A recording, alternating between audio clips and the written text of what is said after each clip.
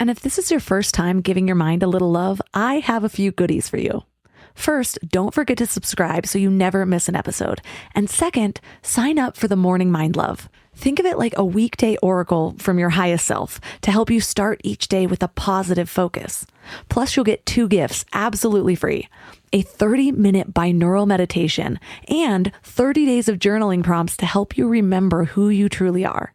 So join over 9,000 people and go to mindlove.com to sign up. Welcome to Mind Love, episode 265. Today's episode is all about a radical new way to negotiate. They don't really understand what it is they're negotiating about. And therefore, they make arguments that seem logical or fair to them, but aren't actually objectively fair. And that leads people to get upset, to feel they're being treated inappropriately, and emotions rise, and people end up with no deals. And so that's why a lot of people hate negotiation.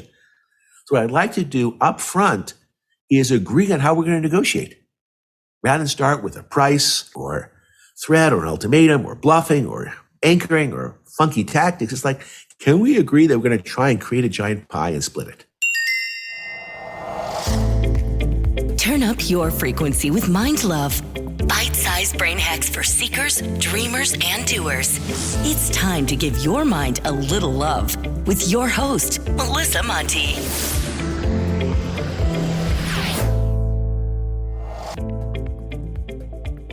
If this is your first time giving your mind a little love, don't forget to hit the subscribe button. Mind love is a habit, and the more you give your mind that love and intention, the better you'll feel about yourself and your life. Plus, it's really a win-win because more subscribers means Mind Love attracts even more amazing guests to bring you their wisdom. So don't forget to subscribe. Today, I'd like to share a review from Shake Litton, who says, "Favorite new podcast with so much goodness. Mind Love is incredible. I could listen to the host all day long. She's got a soothing voice that's smooth, inspiring, and captivating. The initial stories are so interesting, and I love the audio quality and sound production. I've listened to the first few episodes and can't wait to listen to more. My favorite new podcast, hands down." Well, thank you so much for leaving this review. You know how much I appreciate it. It's like a little tip in my tip jar, so I'm sending you so much love. Do you feel like a confident negotiator? I sure as hell don't. Well, I didn't used to. And honestly, the strategy I learned during this interview changed my whole energy around it because it's so simple and it should be so obvious, but it wasn't until it was. And now it is all I can see. Negotiations are stressful. It usually feels like a verbal game of poker, both people bluffing, hoping they can come out on top. It's hard to know whether to show your hand or to keep it a secret, or even outright lie. Negotiations tend to bring out the worst in people. About a year ago, I totally fumbled a negotiation. I thought I was going in prepared. I spruced up some knowledge from some negotiation books.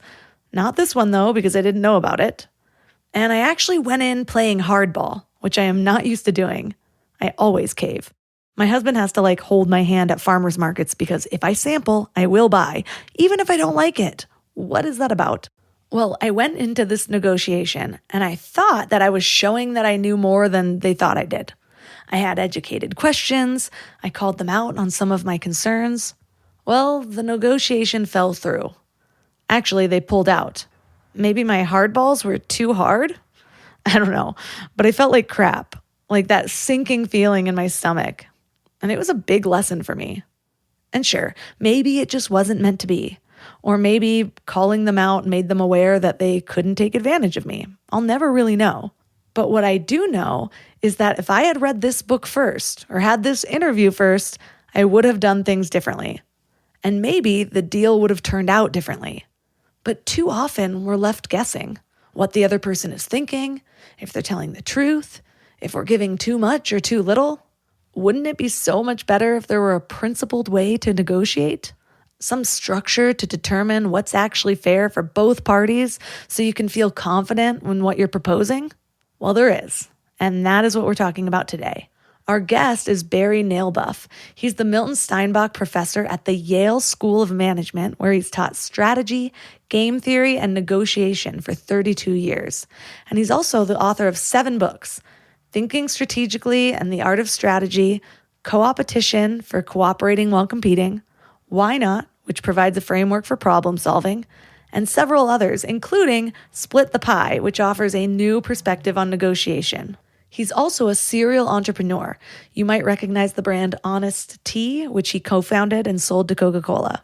So 3 key things we will learn are why most people are dividing the wrong pie in negotiations and how to find the right one, the 2 perspectives most people take in negotiation and how this new method appeases both, and how to apply this method to simple and more complex needs for negotiation. One minor disclaimer, Barry is recovering from a cold or possibly COVID, so don't mind his congestion. And if it bugs you, maybe use it as a mindfulness exercise to send love and move through it. A BetterHelp ad.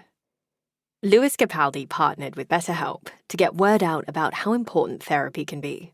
Or I struggle most weeks to get myself up and ready and go to therapy or whatever. Even to open the laptop to talk to my therapist sometimes can be really difficult. But I do it because I realise how important it is for me to continue to feel good. 'Cause I felt the best I've felt in a long time through therapy. Learn more about online therapy at betterhelp.com.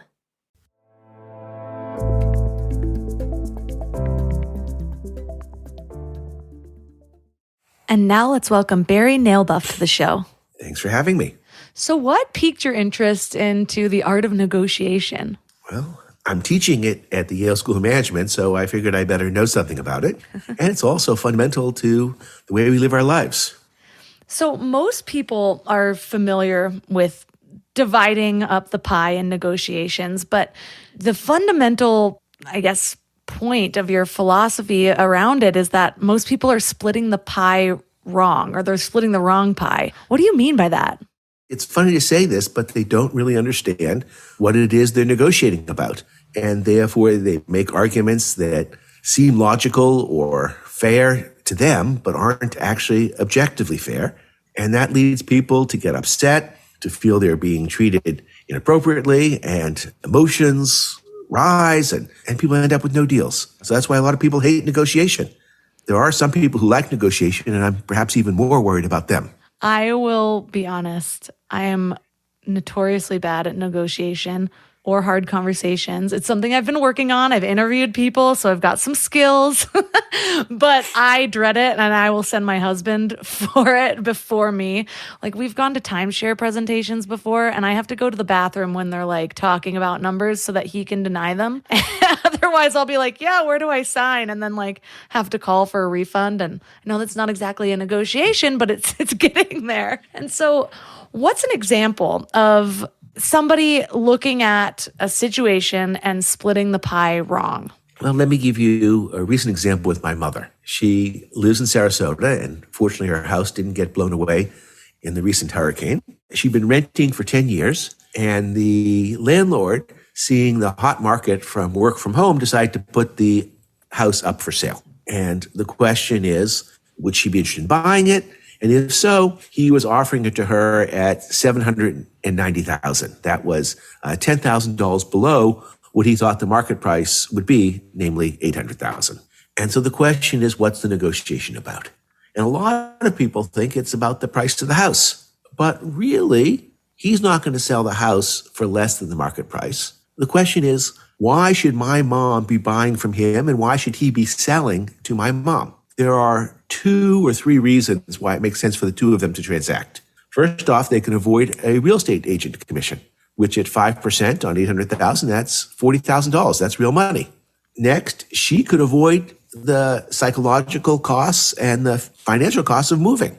That's probably another $5,000. He could avoid the cost of having to fix up the place and possibly have to have it empty for a month or 2 while he's looking for a new tenant, for somebody to buy it. Well, let's call his cost of fixing it up and my mom's cost of moving a wash. So let's really focus on the $40,000. And my question to you is, who has more power when it comes to that $40,000? Is it my mom or is it the seller? Well, I have read a good portion of your book, so I feel like I might know the answer. Is it that they have equal power? It is indeed that they have equal power. So this example was not in the book, which means that we're able to take the ideas from the book and apply them to the real world, which is great. My mom writes to him and says, look, I'm happy to buy the house from you at market price. And I'm also happy to split the savings that we can create by doing this deal together. And he writes back and says, Marcia, I don't think you understand. I have more power here. This is a hot market, and therefore I should get more of the savings. And at this point, I helped my mom with the reply. The answer is the fact that it's a hot market is why the market price is high. But that doesn't change how we should be dividing up the $40,000. Because if you sell to anybody else at $800, you only collect $760. And if I try and buy an equivalent house from anybody else, I'm going to have to pay $800. So the only way we get a world in which we save that $40,000 is if you're the seller and I'm the buyer. You need me just as much as I need you. And so the key is the person in the perceived weaker position knowing that they have equal power. Absolutely. And understanding what the negotiation is about. It's not really about the purchase price because in some sense the market is going to determine that. It's about why the two of us should be doing this deal and how we split up the surplus that's created when you and I transact. So he gets it. He says, okay, good. I like that. Yeah. And in fact, I'm such a believer now that why don't we hire the same lawyer? And that way, instead of us each paying $2,500 to have separate legal counsel, we can get one lawyer who will do things right down the middle, kind of take an objective approach, and we can save another $2,500. And so they do. That sounded like one of the most fair house sellers I've ever even heard of. All of a sudden now he's like, oh, I like this because he got it. And so it does make a lot of sense. That I think that's the hard part about negotiation for so many people is, that I was just learning about perceived value with things and how usually neither party agrees on the value that they're trying to negotiate in the first place. And so because of that, then everything just feels so subjective and it feels like you got to use the right words or like use little tricks of language in order to like convince the person to move closer and set your anchoring point and all of that. And I think that's why I've felt overwhelmed by it in the past because I don't like convincing things. I want to be fair in a way, and it's just hard when you feel like the fairness is subjective. But when it's objective like that, it's a lot easier to stand your ground. Yeah, well, the F word in negotiation is fair, and I point out that it was interesting that you said that we found a fair seller in this case. Note also that we had a fair buyer, that the two of them were actually talking about objectively what a fair outcome is. I want to backtrack for a minute because Sure. I know that most people employ one of two perspectives. You call it the power perspective and the fairness perspective. And so to go deeper on this, can you explain what either of those perspectives look like? Well, the power perspective is who has more power in this negotiation. And the fairness perspective is what is the objectively fair approach. And what's nice is that when you understand the pie correctly, those two approaches line up because both sides have equal power. And if the two sides have equal power, then the only fair thing to do is to split the pie. I like the way you word it in your book. You're not always negotiating what you think you're negotiating. You're negotiating the value that you're creating together. Mm-hmm. And I think that's really key for someone like me because, like I said, when I'm like pushing something that I don't really believe in, I just crumble. And so when I do see it this way, this like really objective way of negotiation, I'm like, I can do that. I can hold my ground with that. And I can explain that to people and feel good about what I am selling or wagering or whatever it is that I'm doing. And so that the wording of it's the value that we're creating together. So in the example of your mom and that home seller, the value that they're creating together is that $40,000 because otherwise it'd be a wash and it would go straight to a real estate agent. People often think negotiations are zero sum. In this case, if my mom pays more for the house, she's paying more and the real estate, so the seller gets more, she gets less. But they forget about the fact that if people don't reach a deal, then both sides get zero. That whole $40,000 is lost. And so, in fact, in my view, no negotiations are zero sum because there's the potential of actually sharing the pie. And that pie goes away if you don't have a deal. So let's go deeper into what's wrong with the status quo of negotiating.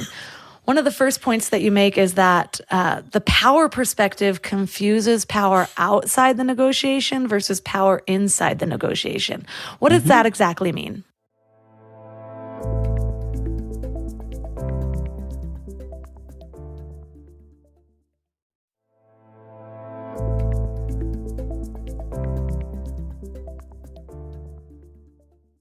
One of the first points that you make is that the power perspective confuses power outside the negotiation versus power inside the negotiation. What does that exactly mean? Well, we saw that actually in the house example, that in some sense, the seller thought he was more powerful in terms of he was entitled to more of the $40,000.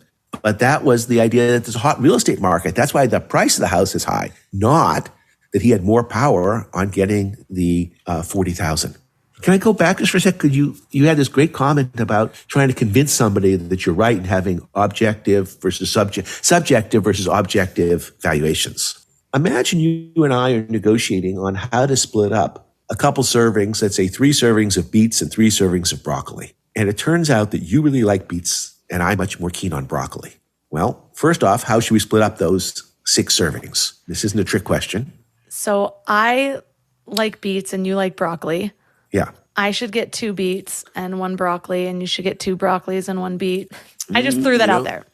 I'm not. So a lot of people think you kind of move a little bit to the middle, but actually, I'm a believer in extremes. You should get all the beets, and I should get all the broccoli. Ooh, I love that. But that's the starting point. Here's the next question, the key one. Is it in my interest, or does it help me to convince you that broccoli is good? So I could say, Melissa, this is really some of the best broccoli you'll ever try. It's made with garlic and no canola oil, isn't stringy. It's almost like broccolini, won't get caught in your teeth. You really should try this broccoli. Is that in my interest? No, because you like the broccoli. And in particular, say I'm right and I convince you and you decide you like the broccoli. Then what? Then all of a sudden I want more of the thing that you want. Yeah, exactly. You're not going to give up your broccoli so easily. And so the last thing I want to do is change your perceptions. That effectively, if we see things differently, that actually is helping us reach an agreement, not hurting us reach an agreement. And so people think we have to agree on the value of broccoli and beets to reach an agreement. But no, actually, the more we disagree, the easier it is for us to reach an agreement. Okay, this reminds me of something that actually just happened a week ago. Go for it. All right, so I ended up giving in mostly, but because it was my husband's birthday. But so we go out to eat for my husband's birthday. We decide to get fajitas. We always split fajitas because it's just always too much. And he's like, I just really think we should get the steak fajitas. We've never had the steak fajitas. Let's get those. And I was thinking, well, I'd rather have shrimp. And I'm like, well, I want the shrimp fajitas. Yeah. Maybe we should get steak and shrimp. And he's like, well, if we're going to do that, I think that we should get the trio, which is steak, chicken, and shrimp. And I'm like, but I don't really want chicken or steak. I guess it sounds okay. I really just want the shrimp. And he gave me a look and it was his birthday. So I gave in. I'm like, okay, we're getting the trio. Well, then it comes and there's a lot of steak, a lot of chicken, and there's 3 pieces of shrimp on the top. And I'm like, just so you know, I'm taking all the shrimp. And he looks at me and he's like shocked. And he's like, on my birthday? And I was like, you literally didn't even want the shrimp. I wish I had any of these negotiation skills because I can so see how this would have played out otherwise, because he wouldn't have even had any shrimp if it wasn't for me. It was the primary thing that I wanted. And so instead I just took 2 shrimp, left him 1, and then grabbed some chicken and steak. But, I think about it before I go to bed at night. I think it probably was the right call on the birthday day, as a general matter. But what should you have done, I think, ahead of time? Probably ask them for either 1 steak and 2 shrimp or 2 steak and 1 shrimp and lose the chicken. Yeah, the trio was the bad idea. I'm going to play this episode for him. Or you could say, getting a trio is okay, but custom make your own trio. And they don't really care which ones it is. And if they say, look, it's an extra 50 cents if we just have 2 shrimp, you say, fine. And while I was reading this menu, I was already irritated because the steak cost one price. Chicken was cheapest. Right. Steak was a little bit more. Yeah. Shrimp was a little bit more. But then for some reason, trio was even more than the shrimp. And I'm like, but if the shrimp's the most expensive thing. That's ridiculous. Exactly. Yeah, so I'll give you a recent example of that. It was kind of fun. My daughter is getting married, and we thought about having a crepe truck come in as part of the night before event for people. And let me go take a step back. One of the things I believe in negotiation is that you should always ask, but ask with a reason, not just ask to beg. So this person was happy to come to the wedding and said it'd be $25 a person. We have 200 people, so $5,000. And I look at his menu, and the typical crepe costs $9, $10, or $11. And I'm thinking, well, hold on, this is just like a non-compute here. And he's at this event, and so I go and I said, well, I see you're at this event. I take it you come to events on a regular basis. He says, yeah. He says, how many crepes do you think you're going to sell today? He says, I don't know, 70, 100. I said, okay, is that a great day? It's kind of average. It's not great. I said, well, if I brought you to an event, it can guarantee you 100 sales. Would that be worth your time? So, oh yeah, 100 sales for sure. And I said, okay, can I make your life even easier? What if I prepaid for all 100 sales? So you didn't have to give change or anything. Just make life really simple, right? I've already given you the money in advance. He says, oh yeah, that would be great. And now we're talking about if I think, maybe 150 people buy a crepe out of the 200. Now we're talking about $1,500, not $5,000. And so at that point, he kind of catches on that he's just cut his price by a factor of 3. And so he says, well, I'd really need 120 guarantee. I said, okay, I can handle that. And so my point to you with the shrimp question is I would say to the person, look, help me understand why the 3-way combo is more expensive than the shrimp.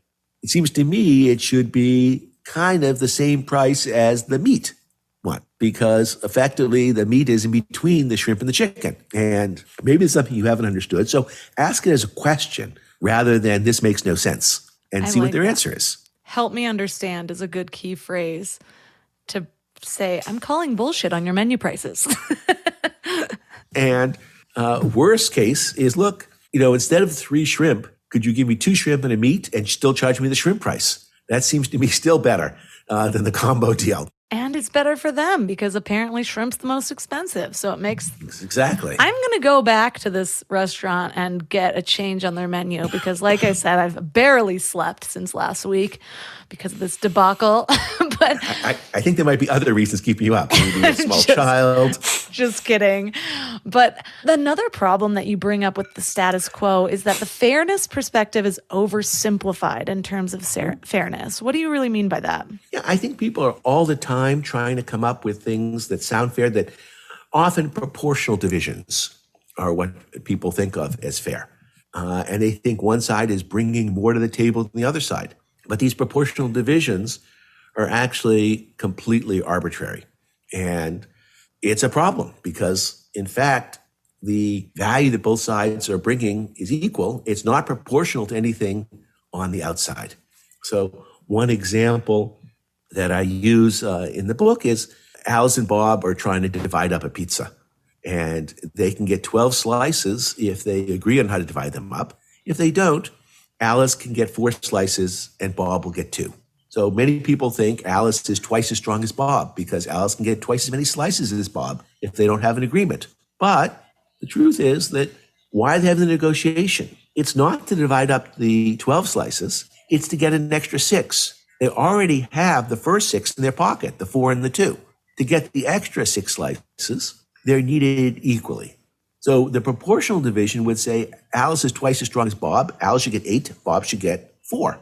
The equal division would say, no, there's 12 slices, 6 and 6. And my view is what you should divide up equally is not the 12 slices. It's the extra 6 that's created through an agreement. That's what the real negotiation pie is.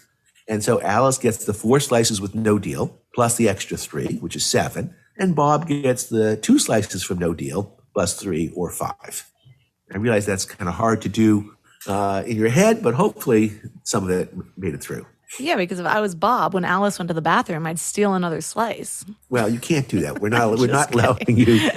But I like that. That's just create distraction, eat quickly. Yes. I'm going to throw out an example because it's something that I remember dealing with in college. Me and a friend were going to rent a home. We were getting our own place. Okay. And one of the bedrooms was legitimately twice as big as the other bedroom. And so say Yeah. we'll just call it even, the rent was going to be $2,000. So Okay. should the person that gets the big room pay twice as much in rent?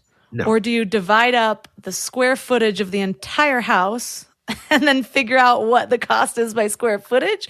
Or how would you negotiate that? Yeah, well, one thing, that makes sense in my view, if you thought about wanting to do it proportionally, would be there's some common area that arises, and that should be divided up evenly. And then there's the bedrooms, and that should be divided up proportional to size. It also gets tricky when in our own family, one of our daughter's boyfriends moves in to live with her. This happened at this exact place that I lived at. I was the bad friend that did that. And so the question is, how much did the boyfriend pay? And one view is, same bedroom, we're not using any more of that. And the answer is, I think the bedroom cost doesn't change. Utilities costs should be divided up based on the number of people. And the common area should be divided up based on the number of people. And so effectively, you can think about what is this person actually using and separate out common area from bedroom area and separate that out from utilities as well. And so say I'm the person that's possibly taking that larger room. I'm the one who brought in my boyfriend or planning on bringing in. Maybe we know this ahead of time. But I'm also the person who found the place that we're renting. And I'm totally willing to find a different roommate if they don't agree to my terms. Does that up me in the power position, or is there still equal power there? Now there's no longer equal power because it's no longer a two-party negotiation. It's you and roommate 1 versus you and roommate 2, 3, 4, 5, and 6. So there's two aspects. One is, to what extent is this roommate going to be unhappy living with you if they feel they're being taken advantage of, in which case they may not be a very good roommate and they get you back by leaving dishes in the sink. And the second is, what would other people agree to? And what's the market rent for that smaller bedroom? And so I have no problem with you doing that. I would want to disclose that there's going to be 2 people in the larger bedroom, if you'd like, so that the person isn't surprised and has the deal being changed on them. But yes, you could, in theory, get all of the pie by having the ability to play one potential roommate off of another. So what if the person that you're negotiating with does not care about fairness?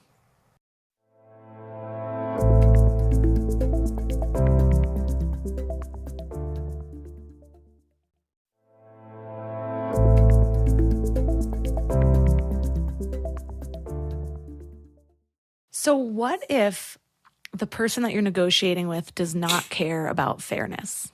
Well, I have an example in the book where I talk about that. So I have this friend who made a rookie error. He filed for a trademark and didn't realize that when you do trademark filings, they're public.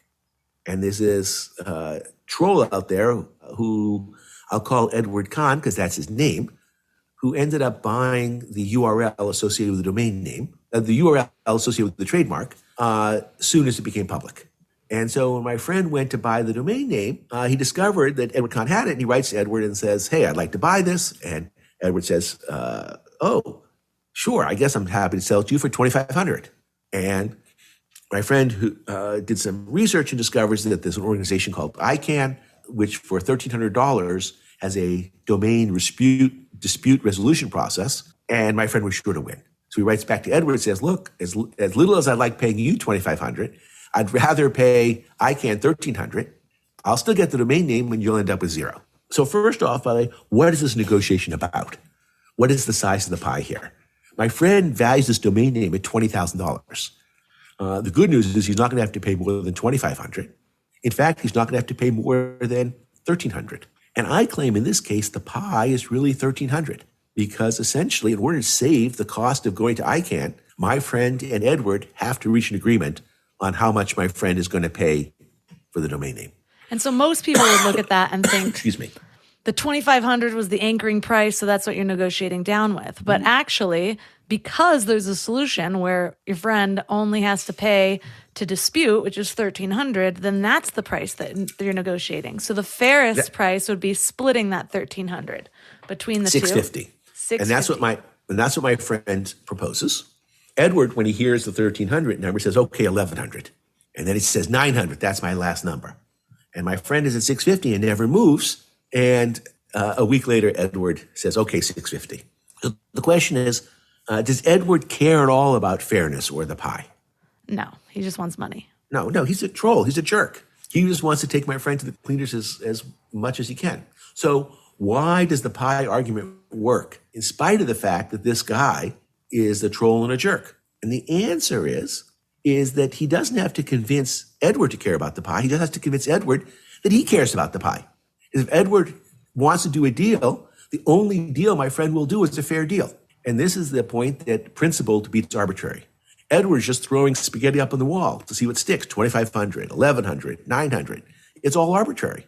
Whereas my friend has a principle. So again, you don't have to actually persuade the other person that the pie is right, that the pie is what's fair. You have to convince them that this is what you believe. And if they have some other argument that makes sense, that can persuade you, fine. But there isn't another argument. And so therefore, you'll do just fine. So you actually have some pretty big personal experience with a big negotiation. I don't think our audience knows that you're a co-founder of Honest Tea, and you actually negotiated to selling Honest Tea to Coca-Cola. Tell us the ins and outs of that negotiation. Sure. I should add in that last case that, of course, my friend was me, and that the other piece of advice is spend $12.50 ahead of time and just buy the domain name before you try and file the trademark. So this was honesttea.com? It was not honesttea.com. It was another company. It was makeroats.com that was ultimately sold to Quaker. So Seth and I, Seth Goldman, my former student, back in 1998, started Honest Tea, and we grew the business from 0 to 23 million. At that point, we got approached by Coca-Cola, who's interested in acquiring the business.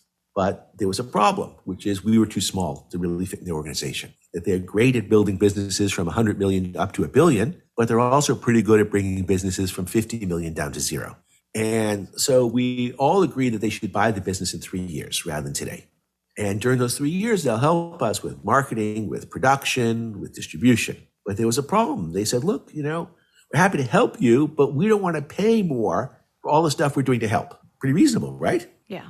And my response is, well, you're right. You shouldn't pay full price for all the things you're doing to help us, but you should pay half price, because it's true we need you to help us, but you also need us as the vehicle to help. Without our recipes, our customers, our brand, your distribution, your production, your marketing isn't going to help. And so what we should really do is say you should pay full price on what we can achieve without you and half price on sales above that. And so, in fact, we agreed on that framework in the first hour of our negotiation.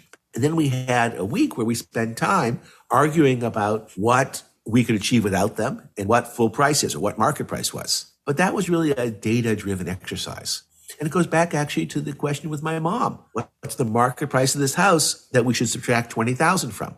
So what I'd like to do up front is agree on how we're going to negotiate rather than start with a price or threat or an ultimatum or bluffing or anchoring or funky tactics. It's like, can we agree that we're going to try and create a giant pie and split it? Great. Because we can agree on that. Now I know we can do a deal. And let's just think about how we make a big pie. And so, in fact, that's what we did with Coke. We grew the business from 23 million to 75 million over those 3 years. And Coke then ran with this business for another 12 years. Just 3 months ago, they decided to shut down Honest Tea. They kept Honest Kids. And Seth and I got the band back together, and we just launched a new tea company. And that new tea company is called, go ahead. Just Iced Tea. I love Honest Tea because... Or Justice Tea. Justice Tea. Oh, I like it. I am a fan of Honest Tea. I'm really big into ingredients and just cleaner labels, less ingredients, simpler things. So I'm really glad. For a good 10 seconds, I was really upset that I heard Honest Tea is gone. I'm like, that's the only thing I'll drink at gas stations. Well, so I guess if you get an electric car, you won't have that problem going forward. But now you can have this in your fridge. And it's the original flavors that people knew and loved. Moroccan mint, green tea just by itself, half and half, lemonade, a peach with oolong, hibiscus and berries. So we're having some fun, and we'll see if lightning strikes twice. So it does seem like the pie framework favors the little guy, or what the perceived weaker party would be. Is that true? Yes and no. So I would say the traditional approach doesn't allow the little party to get what they really should be getting. And that's a problem. But in some ways, that hurts the big party too. Because if the little party is feeling that they're being treated unfairly, even if they don't have the vocabulary to explain it, they may just not do the deal. And so both sides get zero. Or they clam up and think that I'm just not really willing to share all the information with you or really work so hard with you to expand the pie. And so, yes, traditional negotiations, I think, have favored the larger party. But that doesn't mean the larger party always does better, because they may end up with no deal or a much smaller pie. So far, we've focused on dividing up a positive pie, like an amount that both people can get or save. What if you're dividing a negative pie, like when there's costs to be paid? How does this change, or does it not? It's really no different. It's a question of how much money are we saving by doing things together? So what fraction of the cost should each of us be paying? And you could think about it with an Uber ride. If two of us are sharing an Uber, how much should each party pay? It could be if we're developers building a pipeline. One of my favorite examples of this actually occurs in France, where we have elevators in their shared building. What's funny in the United States is that typically if there's an elevator that's put up or repaired, everybody pays the same amount. But the people on the ground floor aren't using the elevator. And I'm not sure why that's really the case. And people on the first floor, they can always take the stairs. And so in France, the higher floor you are, the larger fraction of the cost of the elevator you end up paying. And that strikes me actually as a whole lot more reasonable. Yes, it totally is. People have made a similar argument about healthcare. Should healthy people pay less in healthcare than people who are sick? Or I should say, people who take care of themselves, because they're doing all these things to improve their health while other people are not, or doing things that actively decrease their health. So why does it get averaged out the same? I'll admit it, I've had those thoughts, but then I had a baby. And so that costs money. But now that I think about it, I've paid out of pocket for a midwife. So it's not like my health insurance is helping me and I'm still sending money That's away. a separate issue of what's covered. But I think the point of health insurance is that if you had to pay for when you're sick, then you actually don't have insurance. So the whole point of it is to cover you when you have things that are unexpected. In contrast with the elevator, these are people who have chosen to live on different floors and are using, I don't need insurance to protect me, if you like, against the cost of an elevator. And one thing that happens is when people decide to renovate a building in the United States, people say, well, I'm against it if I'm on a low floor. I don't want to renovate this elevator. I don't want to spend another $300,000 to put in a new elevator because I'm not using it. I don't care that it's slow, that it's unreliable, whatever. So we haven't allocated the costs in any way that's appropriate to people. Whereas in healthcare, we kind of know that our whole goal, if you'd like, is to have healthy people cover the cost of people who end up being sick, because you never know which one you're going to be. There's a lot of preventative measures you can take, though. I absolutely believe in that too. So yes, we should be covering and subsidizing and motivating people to take a whole lot better care of themselves. That's surely true. A lot cheaper than taking care of them after the fact. Yep. So tell us where this pie approach originated from. You told about the Talmud solution. Tell us that story.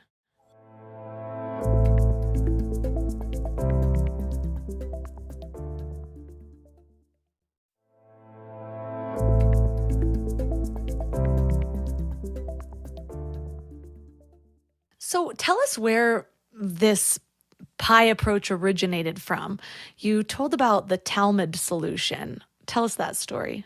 It turns out that this idea of splitting the pie actually goes back to the Babylonian Talmud, where there are two individuals who each are making a claim on a cloth. So let's imagine that one of them is claiming half the cloth and the other is claiming the full cloth. So if you took a proportional division approach, you'd say, well, one person is claiming twice as much as the other, and therefore we should divide the cloth up 2/3 and 1/3.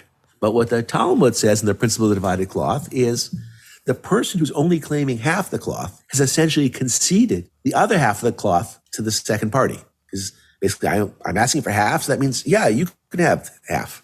The person who's asking for the whole cloth is conceding nothing.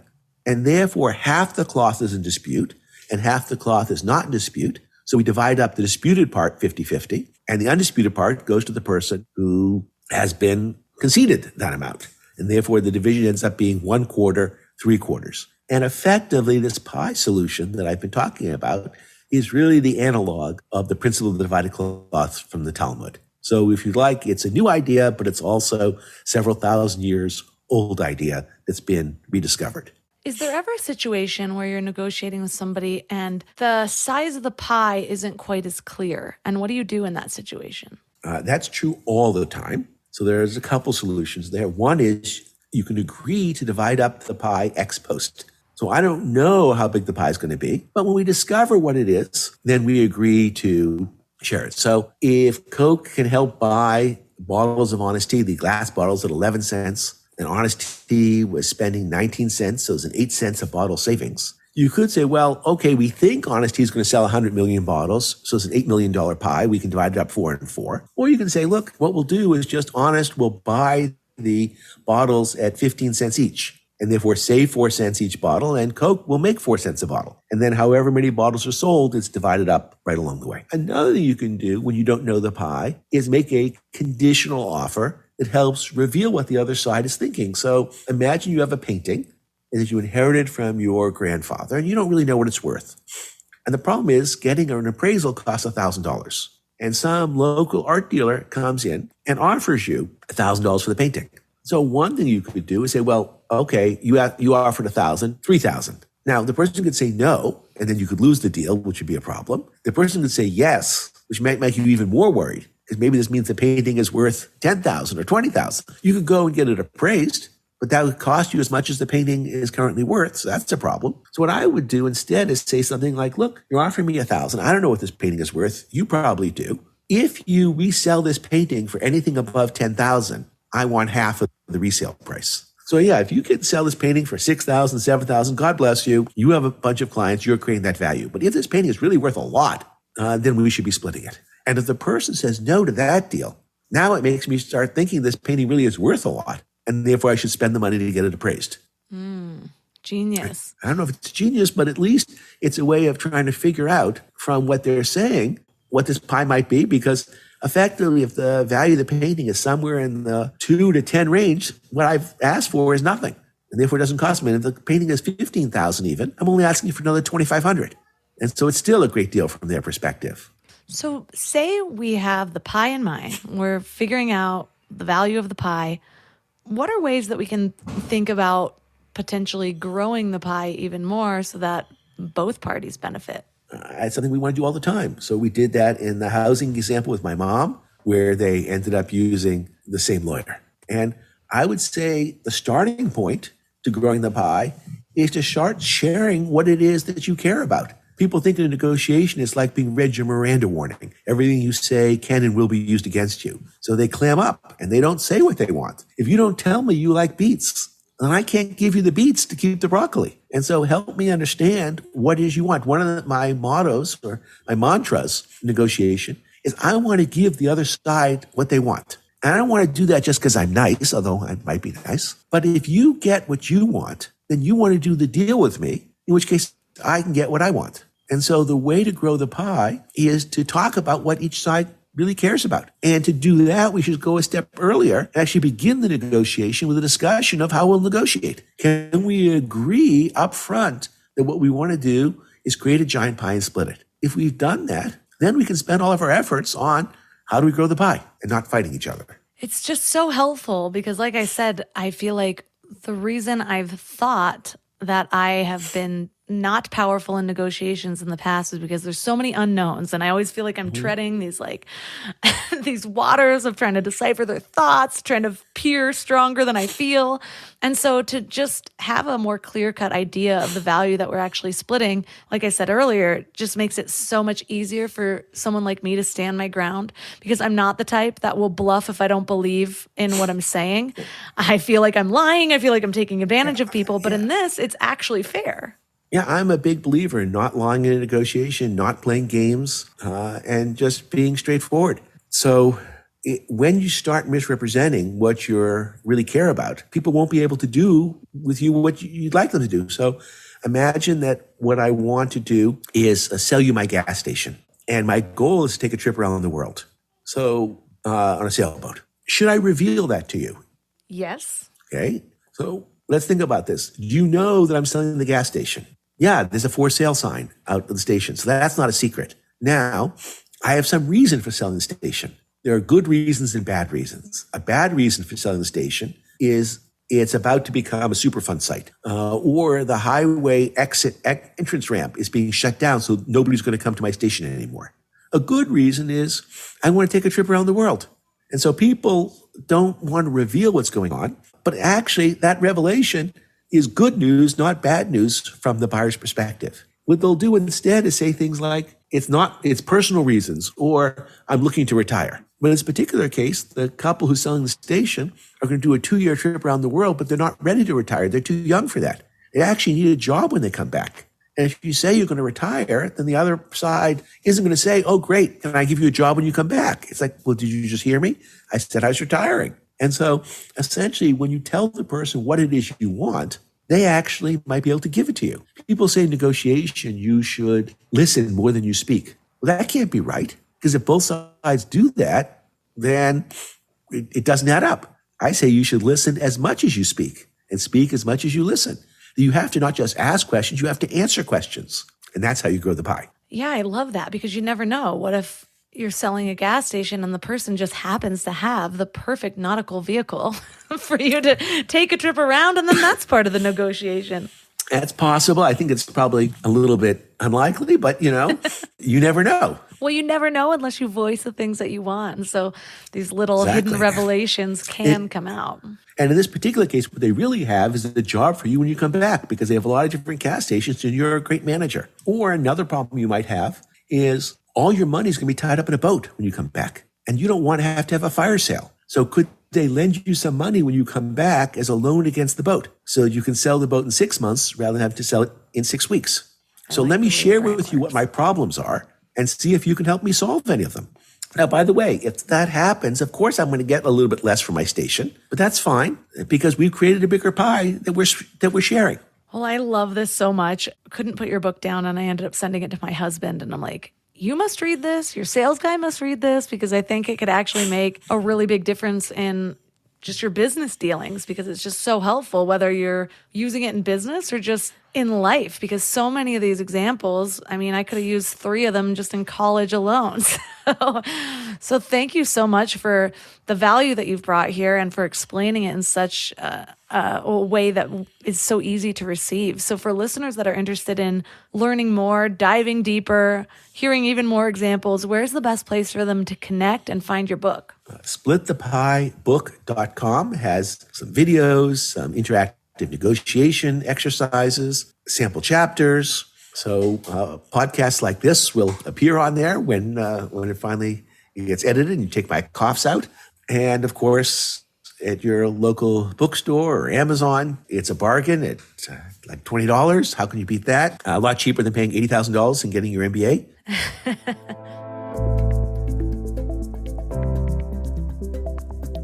All the links for this episode are at mindlove.com/265. And your challenge for this week is to figure out some scenarios where you can split the pie. So maybe it's something small like pizza, or maybe it's rent, or dividing your food bill, or something like that. Or you just make it up, because it's pretty fun. Or find the book where there's a bunch of examples that really drills this information in. But I have been having fun with this, even going back to past negotiations and asking myself, how would I do it differently? That is actually one of the best ways to learn from your life, is to spend time reflecting on what you would have done differently. Different from regret, where you mull over what you should have done and you feel bad about it. Instead, you just reflect back and it's like, all right, well, could I make this happen better in the future? And what would I do differently? So this splitting the pie technique is actually super simple.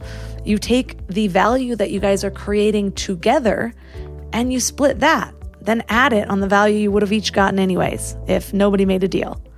So let me know how it goes, because I really love this strategy. It makes so much sense for so many different scenarios. And honestly, I feel like I can go into a negotiation situation as a total badass and just be like, no, this is what's fair. This is what I deserve. And I wouldn't back down. Whereas before, I was like a weak pile of mush, like overcooked noodles, like wet bread. I don't know why I want to keep going with that metaphor. It's not useful. Anyways, if you found this episode helpful, please send it to a friend or take a screenshot and tag me on social media, Mind Love Melissa, Mind Love Podcast. You can also support the show by joining Mind Love Premium, where you get extra episodes, over 50 that are only for premium members, early release, ad-free listening, meditations, mindlove.com/premium. You can also find my sponsors at mindlove.com/sponsors, or you can leave a 5-star review on Apple Podcasts or Spotify. And if you do, you just might hear your review on the show. So thanks for giving your mind a little love today, and I'll see you next time. Thanks for tuning into Your Higher Frequency with Mind Love. Head to mindlove.com for a free gift to keep your vibes up until next week.